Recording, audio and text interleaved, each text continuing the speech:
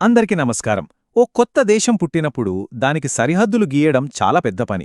కానీ అంతకన్నా పెద్ద సవాలేంటో తెలుసా?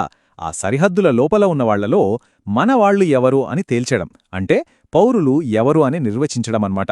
మన రాజ్యాంగం ఈ చిక్కుముడిని ఎలా విప్పిందో రండి ఈరోజు వివరంగా చూద్దాం. చూడండి, జనవరి 26, 1950 భారతదేశం ఒక కొత్త రిపబ్లిక్. అద్భుతంగా ఉంది కదా? కానీ అసలు భారతీయుడంటే ఎవరో? ఈ ఒక్క ప్రశ్నతోనే మన రాజ్యాంగ నిర్మాతలు తలలు పట్టుకున్నారు. ఎందుకంటే ఒక కొత్త దేశముంది, కొత్త ప్రభుత్వం ఉంది, మన జెండా కూడా రెపరెపలాడుతోంది. కాని ఆ దేశం ఎవరిది, ఆ దేశ ప్రజలెవరు అనేదానికి సమాధానం లేదు. ఆ గందరగోళంలో ఈ ప్రశ్నకొక స్పష్టమైన జవాబివ్వడం చాలా అంటే చాలా అవసరమైపోయింది. సరే, అయితే ఈ 1950 నాటి పౌరసత్వ ప్రశ్నకు సమాధానం వెతుకుదాం. చరిత్రలో ఆ కీలకమైన టైంలో ఒక దేశ ప్రజలు వీళ్లే అని చెప్పే అంత పెద్ద పనిని మన రాజ్యాంగం ఎలా చేసిందో చూద్దాం రండి. అయితే ఈ పెద్ద సమస్యకు సమాధానమెక్కడుంది? మన రాజ్యాంగంలోనే. ముఖ్యంగా రాజ్యాంగంలోని ఆర్టికల్ 5 నుంచి 11 వరకు పౌరసత్వానికి సంబంధించిన మొదటి రూల్స్ అన్నీ ఇక్కడే పెట్టారు. ఇవి కేవలం రూల్స్ కాదండి, అప్పుడే పుట్టిన మన దేశం తన ప్రజలు వీళ్లే అని గుర్తించుకోవడానికి వేసిన మొదటి అడుగులన్మాట. ఓకే, మరి మొదటగా దేని గురించి మాట్లాడాలి? పుట్టుక లేదా నివాసం?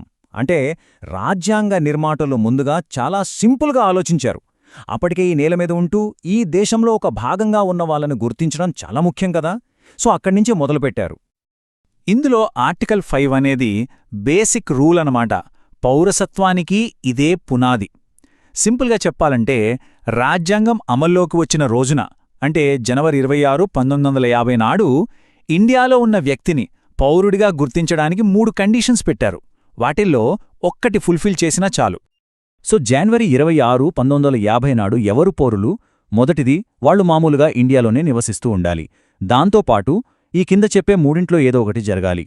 ఒకటి, వాళ్లు ఇండియాలోనే పుట్టి ఉండాలి, లేదా వాళ్ల తల్లిదండ్రుల్లో ఎవరో ఒకరు ఇండియాలో పుట్టి ఉండాలి. ఒకవేళ ఇవి రెండూ కాకపోతే కనీసం 5 ఏళ్లుగా ఇక్కడే నివసిస్తూ ఉండాలి. చూసారా ఎంత సింపుల్గా ఉందో?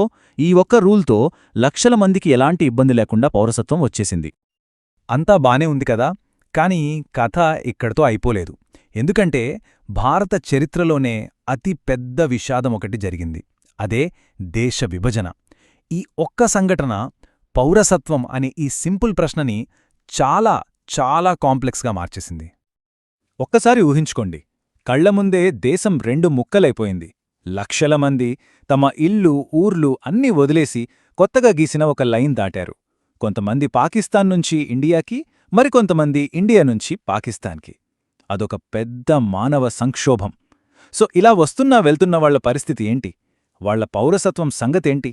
దీనికి సమాధానం చెప్పడానికి రాజ్యాంగానికి స్పెషల్ రూల్స్ అవసరమయ్యాయి. ఈ సిచ్యువేషన్ కోసమే ఆర్టికల్ 6, ఆర్టికల్ 7 వచ్చాయి. చాలా సింపుల్గా చెప్పాలంటే ఆర్టికల్ 6 పాకిస్తాన్ నుంచి ఇండియాకొచ్చిన వాళ్ళకి పౌరసత్వం ఎలా ఇవ్వాలో చెప్పింది. దానికి రివర్స్లో ఆర్టికల్ 7 ఇండియాను వదిలి పాకిస్తాన్ వెళ్లిన వాళ్ళ పౌరసత్వాన్ని రద్దు చేసింది. ఇదొక ప్రాక్టికల్ సొల్యూషన్ అన్నమాట, 2 వైపులా వలసల్ని హ్యాండిల్ చేయడానికి. ఈ రూల్స్ అమలు చేయటానికి 2 డేట్స్ చాలా కీలకం.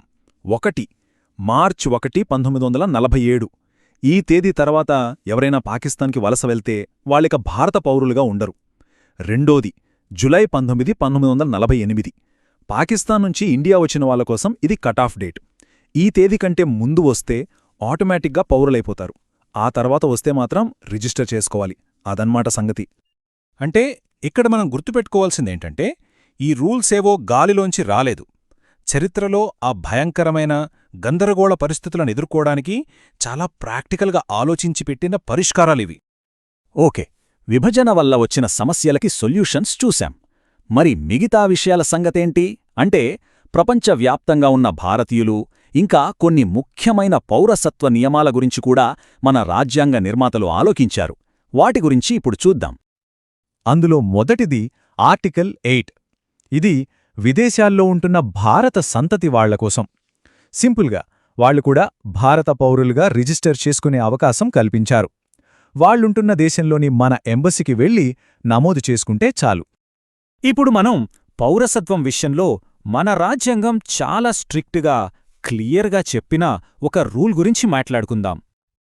అదే ఆర్టికల్ 9. ఒకే దేశం, ఒకే పౌరసత్వం. చాలా సింపుల్. ఎవరైనా సరే కావాలని వేరే దేశ పౌరసత్వం తీసుకుంటే వాళ్ళ భారత పౌరసత్వం ఆటోమేటిక్గా రద్దయిపోతుంది. ఇక్కడ కానీ, కింతు లాంటివి ఏమీ లేవు. డ్యూయల్ సిటిజన్షిప్ అనేది ఇండియాలో లేదు, అంతే. ఆ తర్వాత వచ్చేది ఆర్టికల్ 10. ఇది ఒక రకంగా ఒక గ్యారంటీ లాంటిది. ఈ రూల్స్ ప్రకారం ఎవరికైనా పౌరసత్వం వస్తే అది కంటిన్యూ అవుతుంది అని చెప్తుంది. కానీ ఇక్కడ ఒక చిన్న ట్విస్ట్ ఉంది. భవిష్యత్తులో పార్లమెంట్ చేసే చట్టాలకు లోబడి అని ఒక మాట యాడ్ చేశారు. ఈ ఒక్క మాటే మనల్ని చివరి, ఇంకా చెప్పాలంటే అత్యంత ముఖ్యమైన ఆర్టికల్ దగ్గరికి తీసుకెళ్తుంది. అంటే మన రాజ్యాంగ నిర్మాతలు ఎంత ముందుచూపుతో ఆలోచించారో చూడండి.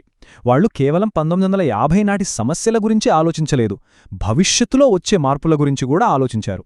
అందుకే పార్లమెంటుకు అధికారమిచ్చారు. వాళ్లకు తెలుసు, ప్రపంచం ఎప్పుడూ మారుతూనే ఉంటుంది. పౌరసత్వానికి సంబంధించిన అవసరాలు, సవాళ్లు కూడా మారతాయి. అందుకే ఈ రూల్స్ని రాతిమీద చెక్కిన శాసనంలా మార్చలేదు. బదులుగా భవిష్యత్తుకు తగ్గట్టుగా మార్చుకునేందుకు వీలుగా ఒక ఫ్లెక్సిబుల్ సిస్టమ్ని పెట్టారు. ఆ సిస్టమే ఆర్టికల్ 11. ఈ ఒక్క ఆర్టికల్ పౌరసత్వానికి సంబంధించి ఏ చట్టం చేయాలన్నా సరే ఆ పూర్తి అధికారాన్ని పార్లమెంటుకిచ్చేసింది. పౌరసత్వం ఎలా ఇవ్వాలి, ఎలా తీసేయాలి, కొత్త రూల్స్ ఎలా పెట్టాలి, ఇలా ఏ విషయమైనా సరే ఫైనల్ డెసిషన్ పార్లమెంటుదే.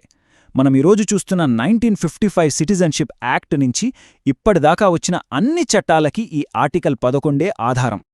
సో చూశారు కదా, రాజ్యాంగంలోని ఈ ఆర్టికల్స్ 1950 నాటి భారతీయుడు ఎవరు అనే ప్రశ్నకు జవాబిచ్చాయి. కాని ఇక్కడే మరో ప్రశ్న మొదలవుతుంది. ఆర్టికల్ 11 ద్వారా పార్లమెంటుకు దక్కిన ఆ అపారమైన అధికారం గడిచే ప్రతి ఏడాది అసలు భారత పౌరుడు అనే మాటకు అర్థాన్ని ఎలా మారుస్తూ వస్తోంది, ఇంకా భవిష్యత్తులో ఎలా మార్చబోతోంది ఆలోచించాల్సిన విషయమే కదా.